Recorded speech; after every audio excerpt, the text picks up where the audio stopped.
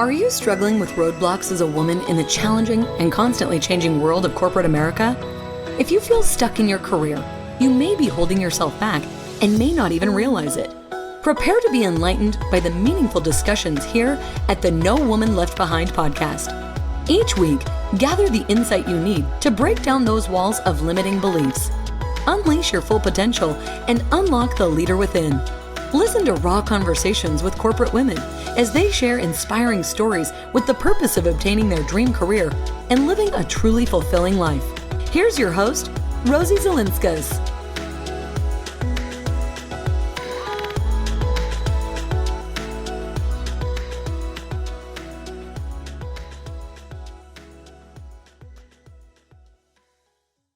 Hey everyone, welcome back to the No Woman Left Behind podcast show. I'm Rosie Zelinskas, your podcast host. Today we're going to be talking to Carla Reeves about what a hyperachiever means. Let me tell you a little bit about Carla. Carla is known for her compassionate, direct, and truth-telling candor. For over a decade, ambitious leaders have been relying on Carla to call out their blind spots, challenge their thinking, and expand their perspective. Carla believes in ditching the illusion that life will be great someday in the future and teaches leaders how to wake up their thinking to create and live a juicy, rich, meaningful life every day now.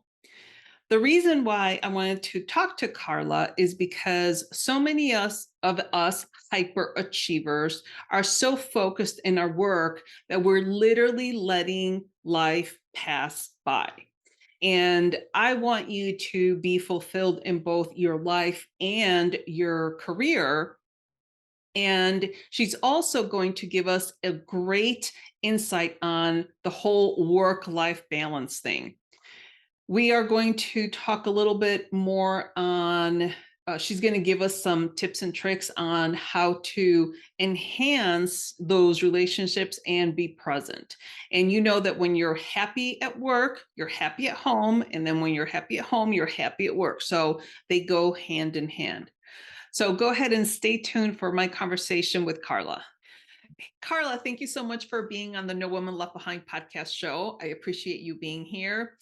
Carla, I know you and I had a conversation previously, and I would like to start by defining what is a hyperachiever. Yeah, Rosie, thank you so much for having me on. And yeah, a hyperachiever is someone who tends to have an incredible amount of drive and energy, a lot of passion for what they do, and they often get stuck in the achievement vortex. So it's like we're driven by achievement. And so we often find ourselves just checking that next box of achievement and running after the next achievement without necessarily looking to see if that's actually leading where we want to go.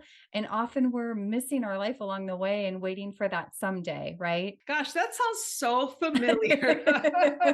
Yes, me too. Yeah, I'm definitely guilty as charged with the hyperachiever. And I think one of the things that I always kind of ponder just within myself is, why do I feel this constant burning desire to always do more, to do bigger, do better? And you can't turn it off. So when I need to relax, I physically need to just like make myself stop thinking about the to-do list, because there's always things to do. And so how do we start by identifying that and then start changing that, Carla? Yeah, so one, I just want to reiterate that it's a strength, right? Like there's a strength inside of this, and it's probably gotten you and me and many others a great amount of success. And so it's not that we want to get rid of that, but instead of it running you, we want to make sure that we're in the lead of it and really using that strength to our advantage instead of just running it in autopilot, which is usually what happens. Kind of take you back to my story, but I spent half my life kind of checking those boxes the big boxes, right? That I thought were going to lead to that happy, successful life. And I sort of woke up one day in a huge change in my life and realized that those boxes were, while it all looked good on the outside, weren't actually making me feel good. I wasn't feeling that success I thought it was taking me to. And I had to really stop and look and really redefine where I was headed and what success means. And I had a couple conversations in the last few weeks talking to people in corporate America, and we had like 30 minutes to just kind of look at what they're doing and make sure, like, are their priorities aligned with what they really want. And I asked both of them or several of them, what do you feel like you're surviving your life, or are you building a life? Mm, And all of them, in so many words, said, honestly, I haven't lifted my head to see if the emotions I'm making are leading to the life I want to be living. And I mm, think that's it in a nutshell. And that's what I had to do in my own life, is just pause to really look, are these to-do lists actually leading and creating the life that I really want? that is so interesting because so my husband and I are both, big achievers. And on the weekend, we get up and we, look at the to-do list and it's like, okay, we got to do all these things. And then by the time we're done, there's nothing left over for us to just like go, Mm. I'm right outside of Chicago. So go downtown and enjoy something. So I was mentioning to you earlier that we're going to New York for the weekend because I told them like a month ago, I'm like, we never do anything. We never like get away for the weekend. So we're going this weekend to New York to see Phantom of the Opera. And I'm so excited. But to your point, we're always so busy on the to-do list and we're almost letting life pass us by and we're literally on autopilot.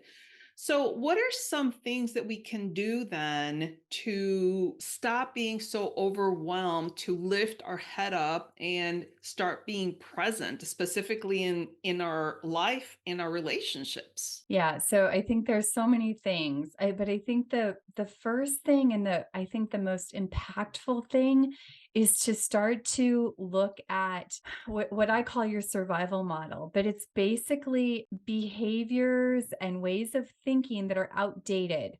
So they once helped you and actually, really helped you to survive an environment, probably when you were very young. And sometimes that can look like a child who maybe is the oldest kid in the family and took on a tremendous amount of responsibility at a very young age and finds themselves today. And I've coached people like this, that they're still taking on that much responsibility. Like they become over responsible because it was a skill they actually learned, and they probably got a lot of accolades and a lot of success from it. But now at their stage in their career, that over responsibility is actually a detriment to themselves and even to their careers or their families. So it's really stopping to look and question your behaviors and your thinking to see if they actually match and are in alignment with the life you want to create now. And I think that's the most powerful place that people can look, because one, it's not adding anything to your to-do list.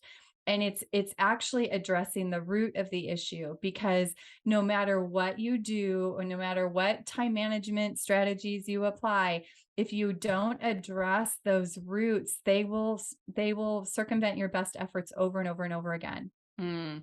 And I know that you and I both attended Landmark Forum, years ago. For me, I think it was in 2007. But Landmark Forum is one of those, it's like a 3-day intensive therapy, say. And that identifies how you're working now based on your childhood, The right? past, Yeah, the yes. past. And so for someone that might be an overachiever or hyperachiever, what are some attributes or some traits that you maybe have been able to identify while coaching those people in the corporate world? Yeah, so I think you mean like the over responsibility, like that being one of them? Right, yeah. Yes, over responsible for sure is when I see time and time again. Pleaser, the pleasing, Okay. the over pleasing. And I think the over giving and overworking is kind of another, those are other extensions of it. But things I see over and over again is this burden that they carry to, and I carried it myself, of I have to make everybody else happy. I have to put everybody else before me. And if I don't, my relationships are going to fall apart or my career is going to fall apart.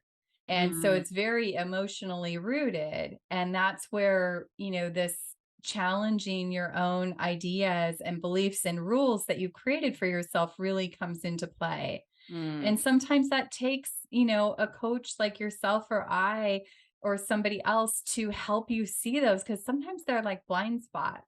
Yes. Yeah, one of the things that I always recommend for people to do is when you're trying to work on yourself, specifically your uh, getting promoted in your career and you're trying to figure out what your blind spots are, talk to people that you've already worked with because they can tell you what your strengths are and what your weaknesses are. And obviously, you're going to talk to someone that you like and trust and you've worked with before. But identifying those blind spots is really, really important. Okay, so once you identify that particular trait, so again, maybe so for me as a child, I remember coming home and telling my dad, I got an A on my exam. And he would say, oh, why didn't you get an A plus? And that carried through, and actually still to this day he does that with my kids and his grandkids and stuff like that. But it would be, dad, I got a promotion or I got a job. And he's like, well, did you ask for a raise? I got a promotion. Did you look for something better? So he was trying to help and trying to push and encourage us, but it ultimately came out as nothing I do is good enough, because he always kept asking, well, why not more? Why not more? And so is that an example you think that falls into that bucket? Absolutely. I mean, 100%. And I find so often when I'm coaching someone that they're behaving as an adult in their life today as if they were that little 8 or 9-year old, waiting for dad's approval finally, right?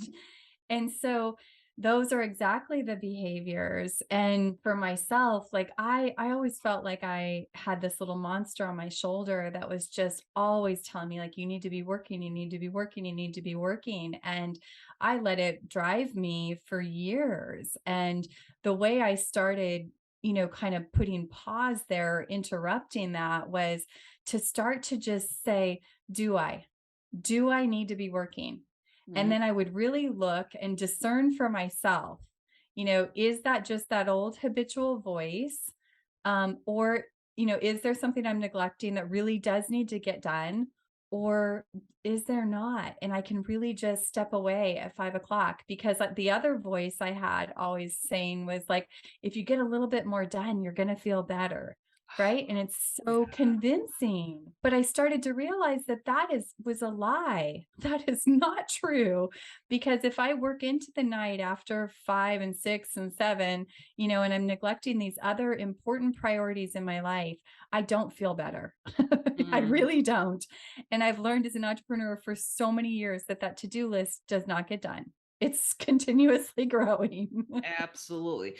Now, you mentioned previously that some people can use their job to maybe hide from their relationships. What do you mean by that? And what can someone do if they fall into that particular bucket? Yeah, and I want to say that they don't necessarily know they're doing it, right? It's not like we intentionally go hide. Like I was doing it, and it was never my intention to hide from my relationships, right? Like if you would have asked me, I would have told you no, I wasn't doing that.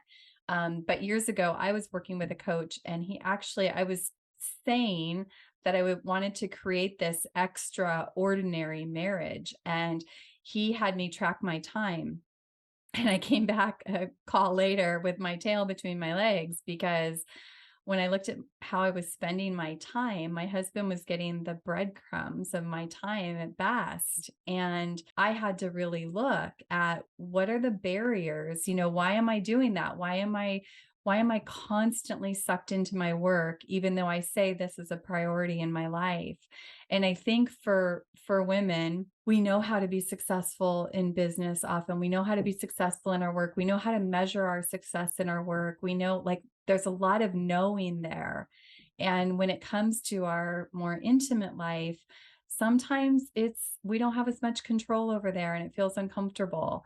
And I've had to learn how to surrender some of that need to have a plan, need to be organized, need to know how much time it's going to take. When you take all of those things into relationship, whatever relationship it is, it kind of sucks the life out, right? There's no space for spontaneity or like really being present when your mind is constantly thinking like, how long is this going to take and all the things I have to do, and right. Yeah. And that was a huge barrier in my marriage because I wasn't being present when I was there. Wow, that you said a lot there as far as being present in your marriage. So when you finally identified that, what are some things that you started to change so that your work didn't overtake your life, even though it was unintentionally? What are some action items that you physically started doing so that you can start changing that around? Yeah, I mean, there's so much here, but I think that I had to start challenging. So I had a hard time relaxing, and most hyperachievers do, right? I think you even said that. And I even would say, like, I don't really want to relax. I don't really enjoy relaxing. Like, I enjoy productivity, Mhm. right?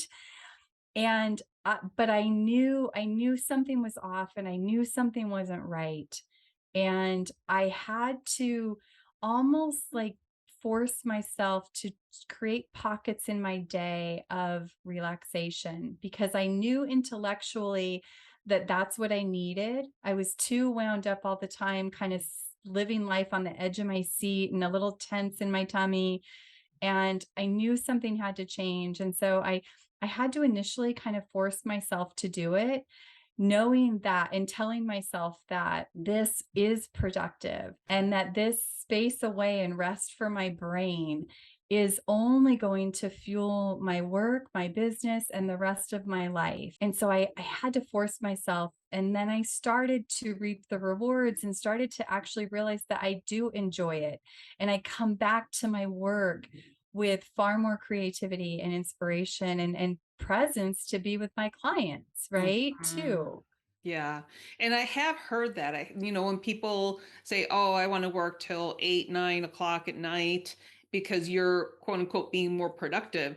After so many hours of you working, your brain gets tired and you Yes. are not nearly as productive after your 8-hour day. You're probably half as productive, in the next 2 or 3 hours.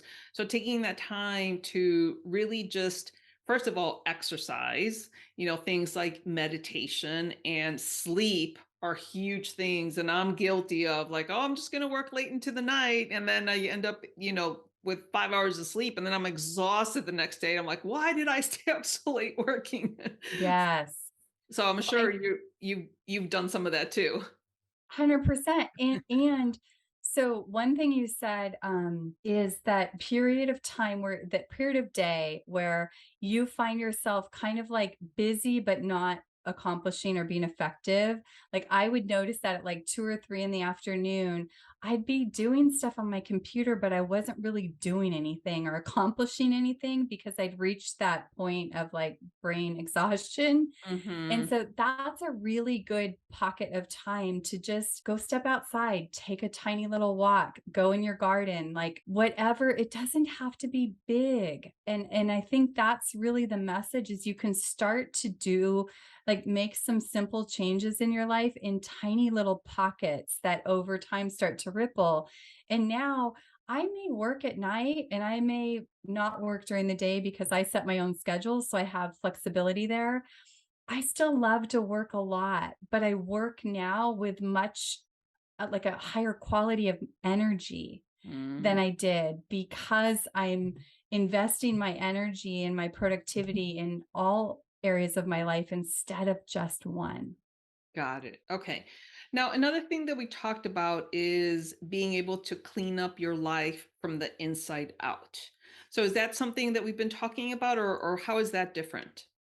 A little bit. I think it is. I think that ties back to my story when I was checking the boxes, like trying to make the outside life, it looked good, but Mm, inside I was empty. And so I knew there had to be a different way of doing life. And so I started coming back to myself and cleaning up my thinking and what are the thoughts I'm allowing in my mind all day every day, and how is my thinking impacting the quality of my life, and how are those old beliefs and outdated ideas impacting my actions. So it was kind of cleaning up that inside that then starts to ripple to your actions, right? mm. And the way in which you're perceiving what's happening in your life. Right. That makes a lot of sense. Now, how do you think someone in the corporate world that is working a lot and that has to work a lot, say a lawyer, lawyers are known for working many hours, or even like medical students, they're required to work like crazy amount of hours. When your schedule at work is kind of out of your hands, how can they even do this type of cleaning from the inside out? Yeah, I mean, I think definitely you can. You have to have a commitment to, you have to have something that's, that you want that's bigger, right? Than being tired, than all the reasons and excuses, right, that are going to come up because they're there.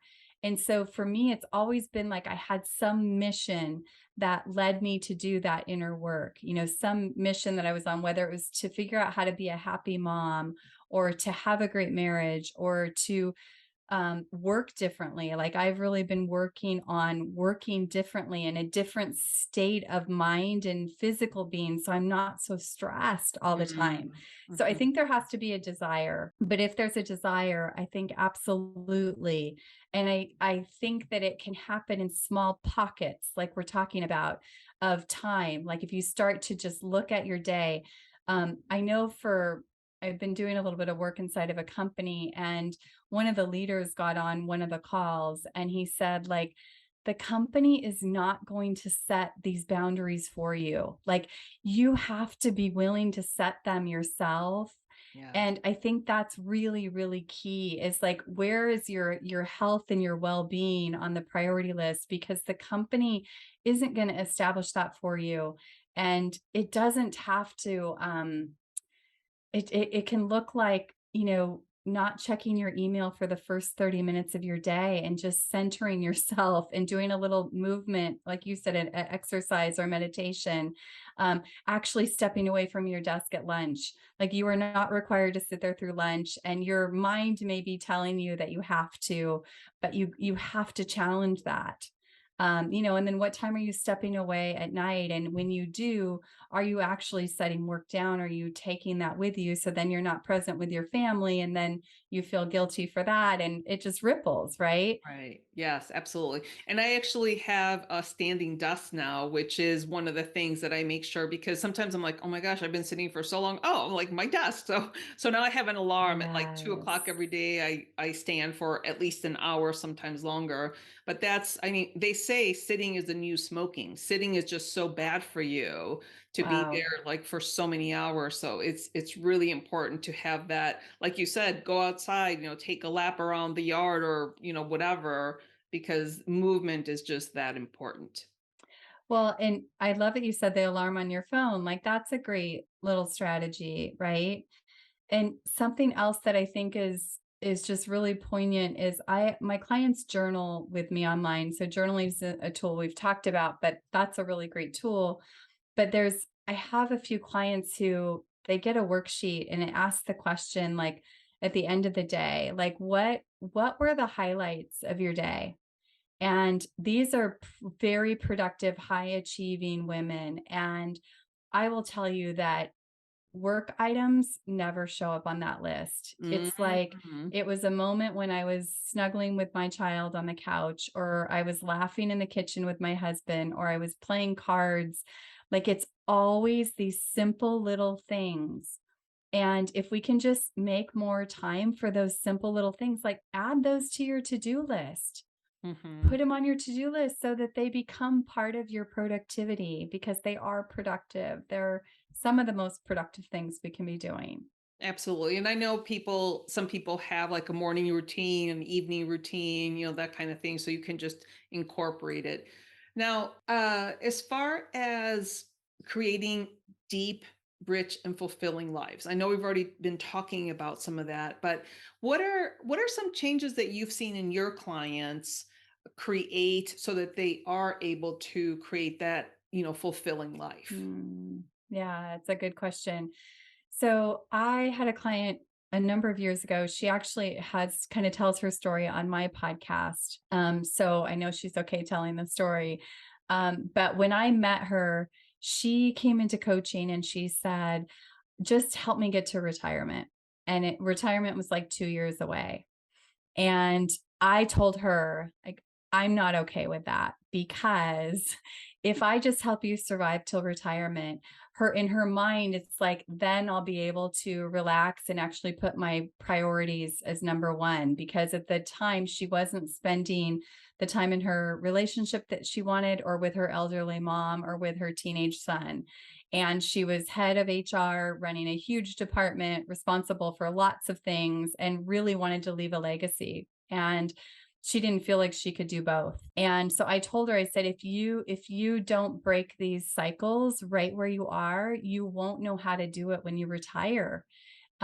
You'll just fill your life with other things because you've never built that muscle. And so we really worked hard and challenged that. And she was one that had that over responsibility. And so once she could see what was really driving her and that it was really outdated, it wasn't necessary anymore, and that it was actually preventing her from elevating her team so that she could really leave a legacy, she started to address that and make some, changes over time that allowed her to start to take a lunch and leave at a reasonable hour and elevate her personal relationships while also setting her team up to leave. And she's retired now and knows how to cultivate that in her life. And so that's what it is. My goodness, you said so much there. First of all, I love the fact, well, let me think Mhm. about this because I listened to a podcast not too long ago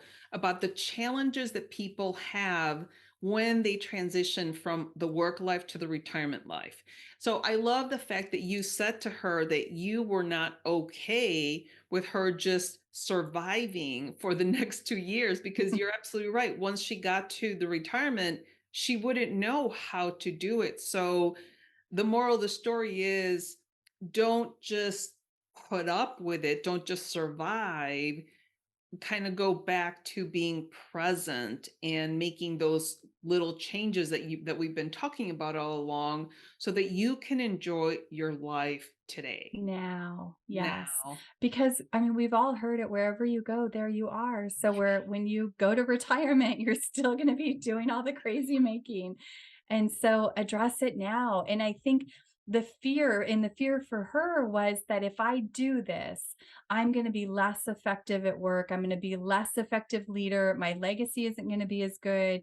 And that was not true. That was, kind of the lie the brain was telling her, but she actually was able to elevate those things. And that's what I would say to your listeners is, you really have to challenge that voice that says, I'm going to lose this, and look at what you're going to gain and actually look at the untruth of that, because she actually elevated her leadership in making those changes. That makes so much sense. Now, in your coaching, do you get a lot of I find that a lot of our listeners, and I've sent out surveys recently, that when I ask them what are some of their biggest challenges, there's two things. The first one is, I'm not good enough. The second one is, I'm not deserving. And then the third one is the imposter syndrome. They're going to discover that, I'm either one of those two things, not good enough or not deserving. How would you suggest, or what do you tell your clients when they come to you with something like that? Gosh, there's so much there too. So I believe that those, like, we all have those statements for one. We all have those feelings. I have all those things, right? We all live with those, but they are part of that survival model. And they are like the I'm not good enough, or what was the other one you said? Imposter syndrome I'm and not deserving. I'm not deserving. Yeah. Those are like the engine of the survival model. And so when you're living in survival model, you're either trying to prove those things wrong, or when things aren't going right, you're collecting evidence for how they're true. And so it's really hard Yeah. to sustain happiness or sustain fulfillment when you're constantly in that model. We're surviving and proving and trying to overcome something. And so get out of that model is the question, is the answer, because it's a no-win game. It really is. It just keeps you, and that's what I was in. It's just exhausting, because if things are working out in your life, you feel pretty good. But then when something goes awry, or you don't get the feedback you want, or you get some negative feedback, it just sends you in a spin, feeling like you have to do more and be better and work harder and on and on and on. And I just got exhausted in that. Mm. And it really is just an old, outdated model. And we have to start looking at, well, if we're going to build a life, who do I want to be? Instead of living under, I'm not good enough, like, who do I want to be? And what's calling my life forward? And start aligning your behaviors and actions to that. And that's when life starts to really, really change. But it sounds easier than maybe it is, because some of those feelings are emotional and painful. Yes, I totally agree with the emotional and the painful there. And so what are some concrete actions then that you think we could do, because like you said, it's easier said than done. Yeah. So for me, it's always been writing. Like, journaling, writing is a really incredible tool to, one, just empty the noise in your head, because it gets noisy. And, like, we take out the trash in our homes every day. You have to take out the trash in your head. And journaling is a great way of just getting it out. And then when you get it out, you can get a little bit of distance to say, what's running through my head on a regular basis? Is it helping me, or is it hurting me? And what can I do to start to change that? And if you don't feel like you can do it yourself in your writing, get some help to really change those inner dialogues, because they're with you 24/7 and they're wreaking havoc, and they don't need to be. They really, really don't need to be. You can really learn to leverage your mind to move your life forward in a much more intentional way. And writing is a great way to kind of step back and challenge those thoughts. Think about what it is you want, and then ask yourself, is what I'm thinking and doing moving me that direction? And if it's not, what do I need to do to make some really important changes? I love the journaling piece. And I'm going to bring you back to an exercise that we did at the Landmark Forum, where Yes. you have your story in your head, right? Whatever trauma or story you have, the exercise was for you to write it down.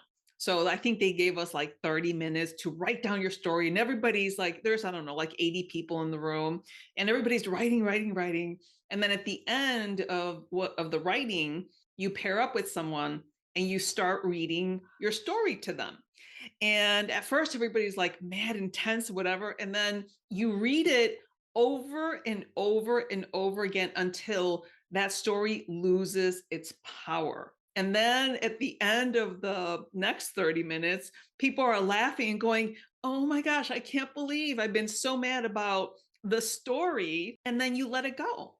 And so I think to your point, that's what journaling does. It's you're able to throw out the trash in your head by writing it down, and then if you go back and you reread it, you're like, and I've had conversations with a couple of my friends where when something is off in the relationships or whatever, they write, and then they go back to it the next day and they're like, what was I thinking? That's all the crazy that I kind of got out of my head. And then they were able to relax and let the situation go because it wasn't as big as they thought it was. So does that resonate with you? Oh, I mean, on two different levels. I had a really powerful experience with that exercise that I will never, ever forget. And two, I have my clients do that a lot on it. Well, I've had them do that actual exercise, but also on a smaller level of just, what are when you're upset, when you get upset or kind of riled up about something, what are the facts and what's the story you're telling yourself? Because just like you described, those get collapsed. And then we respond in our life from all that emotion and feeling. And if you can just separate the two and look at the facts and really choose how you want to respond to the facts, you will eliminate a lot of drama and suffering in your life. I agree. And I actually have gotten better about asking my husband sometimes if he says something and I take it the wrong way. I'm like, you said this and this is what I got from it. Is that what you meant? He's like, no. I do that too. And 99% of the time, he's like, absolutely not. And then we can Right. just address it and move on, and it doesn't destroy the whole day. And it doesn't fester. That's Yes. the better word, I think, because I don't know about men, but women tend to remunerate, or in within yourself, and you just constantly thinking about the same thing over and over. And had you just addressed it, it's kind of like procrastination. You suffer because you have this anxiety over this one thing that's like looming over you. Had you just done it, you would have avoided all that suffering. 100%. Yes. Yes. You eliminate a lot of that. And think of all the energy you harness, right? By just addressing those things more succinctly, more quickly. Absolutely. So, and I think that example, what I just said with my husband, that also can apply to your corporate job, because if someone at work says something to you and you take it the wrong way, and it's much better for you to be able to address it with the individual and have that open dialogue, whether it's your boss or whomever, instead of, again, you thinking that they said X, Y, and Z about you, and now you're mad and blow it out of proportion when they didn't really mean anything by that. So there's this amazing podcast. It's called Hidden Brain, and Hmm. all they do is talk to psychologists and psychiatrists and therapists. And one of the therapists on the show said, I can give you a sure way method on reading someone's mind. And so they went through the whole episode, and at the end, she's like, ask them. And I started laughing I because love that. it's so true, right? If you want to read someone's mind, It's just so ask them what they're thinking. simple. Yes, and in Landmark, they used to say, like, "We are meaning making machines, and we're making things mean things all the time that," and it's not true. It's Absolutely. we are most often wrong about what we think others are thinking. Absolutely. And So, most of the yes. time, other people are not even thinking about you. You're just thinking that other Right. people are thinking about you, but nobody's thinking about you. It's so true. And I want to kind of address what you just said as far as like putting meaning on things. So for those listeners, the Landmark Forum, you can look it up. It's there. They're still doing it. It's a 3-day. Again, it's a conference, or 3 days of meetings. But to me, it's like intense therapy, and they're very structured on their whole process. But one of the things that they're talking about all the time is a situation that happens to you. The facts happen, but then you make it mean something completely maybe different, whether it's good or bad, good or bad meaning. And even like to the extreme, your spouse dies. Okay, well, you're putting the meaning on that there's so much pain and hurt there, when the fact is you've known all along that the individual is going to die. And not to minimize the fact that someone passed away, but the situation builds so big in your head. So it's whatever situation you have in life, it's the meaning that you attach to it that brings up all of the emotions, The pain. the pain. Yeah, Yes. that's And right. so Landmark Forum is all about take the meaning out of it. It's just a situation. And for me, I was going through a really bad divorce during that time. So every time I would get a letter from the lawyer saying, "Oh, you need to go to court," I'd be like, "Oh my God, I have to go to court." And then after Landmark, I would look at the letter and be like, "Oh, okay, it's just a letter. I have to Something go to to court." handle. Yes, completely different. I Yes. came out of the Landmark Forum a completely different person. Yeah, I don't know if I came out of the forum different, but I did the whole curriculum and it was absolutely life altering. And we still, I mean, we attribute the marriage we have to having those tools. It's incredible. Did your husband do the Landmark Forum too? We met in the forum. We Oh! met. He was a coach in the self-expression and leadership program, and so that's where I met him. That is fantastic. I It's love that. crazy. It's crazy. And the thing about that is that you're both trying to do the personal development. Whether you're working on your individual and then marriage and then also your home life and your work life, the Landmark Forum can apply to anything. So I So think it is true. a fantastic organization. So if It anyone's out is. there, Google it. Yes, for All right. sure. Well, we've been talking for a little bit of time now, but is there anything else that you think we're missing, maybe that we can highlight as far as Mm. you being present in your life, whether it's your work life or your personal life? Maybe just the only thing, I mean, not the only thing, but the thing I would leave people with is that there like a misillusion that we need balance in order to have a great life. And think we've been taught in our culture like this work-life balance, and everyone just feels like they don't have it, and then you feel like you're failing and you're never going to get there. And I think the balance is this seeking balance is like creating more problem than it is anything else. And I would encourage people to look for like alignment instead of balance, because my life, like I probably, if you look at how I spend my time, I work a lot. I spend a lot of time working. I love my work, but so it's, if you looked at the balance, it might be out of balance, but my priorities in my life are all taken care of, and it's more about quality than quantity. Hmm. And so as I elevated the quality of the energy that I'm giving these other important priorities, like my children and my marriage and my health, and then everything started to feel different, even though I still love my work.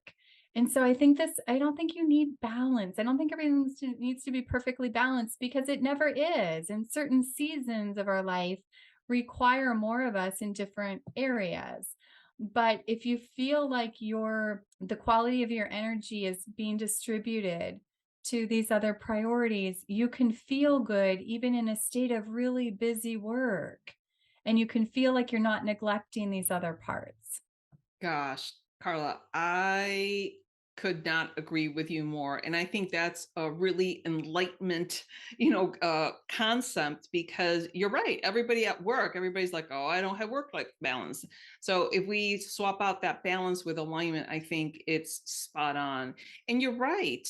I think it is hurting more than helping, because everybody uh, is trying to achieve something that is not Not really achievable. achievable. Yeah, It's and then you just get realistic. resigned and you're like, well, this is just the way it is, but it doesn't have to be that way. And yeah, so I think that is a fantastic observation that you just made there.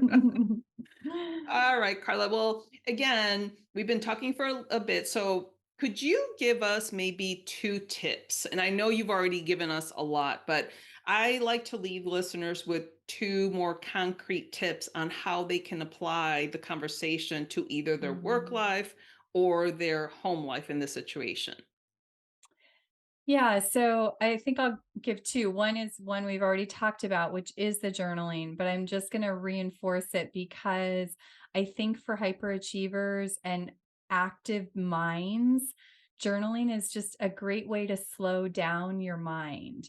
Mm, And that can ripple into everything. And so there's tons of books, there's tons of resources out there. You just start with a prompt, but that can be really, really incredible for your mind and the rest of your life. And two, I think it's, sitting down, like we talked about, to say, are the motions I'm making leading to the life I want to be living? And really looking at what are your priorities? And is the way you're spending your time and energy lining up to that? And don't be surprised if it's not, because for most of us it wasn't or isn't.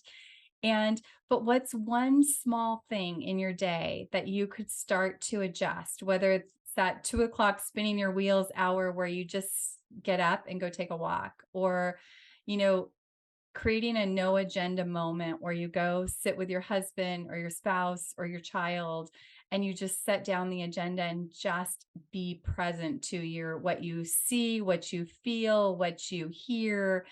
um, that will be an incredible gift to Wow, you and everyone around you. those are great tips. And obviously, everything that we've been talking about. And like you said, I'm going to go back to something that's in your bio where you live a juicy, rich, and meaningful life every day. Not just Yeah. not do the I'll be happy when thing because that just doesn't serve anyone. And it doesn't mean that everything's going great in your life all the time, but you can be present and engaged and feel like you're being intentional, right? So it's not having this perfect life, but just really showing up powerfully to your life every day. So you feel like you're in the lead instead of your to-do list running you. Absolutely. And also pausing to feel your feelings because otherwise you're not feeling and you're avoiding and all of that avoidance just is no good for for being present. Yeah. Yes. Even All that right. question of what were my favorite moments of the day, you Absolutely. know? All right, Carla. Well, thank you so much for this wonderful conversation. Any final words that you want to leave the listeners with? Just take something that stood out to you in our conversation today and put it into action, and just remember that it's small steps over time that create these big larger changes that we want. And so look for the little pockets in your day, the little moments where you do something slightly different that alters the rest of the day. Yeah. That's awesome. All right, Carla. Well, thank you so much for being on the podcast show today. I appreciate the conversation and you have given us a ton of value. So thank you. Thank you, Rosie. Thank you so much for having me, and I can't wait to have you on my podcast. All right, sounds good. Well, I don't know about you, but I learned something new today because Carla's insight on the whole work life balance was incredible. Work life balance is essentially unattainable. And we as human beings feel bad all the time because we don't have that work life balance. And she even used her hands as a scale. And because that's unachievable, we need to think about it in a different perspective. So I think that insight was pretty huge. We also talked essentially about cleaning up your life from the inside out, meaning that you have to rein in your work hours so that you spend time taking care of yourself.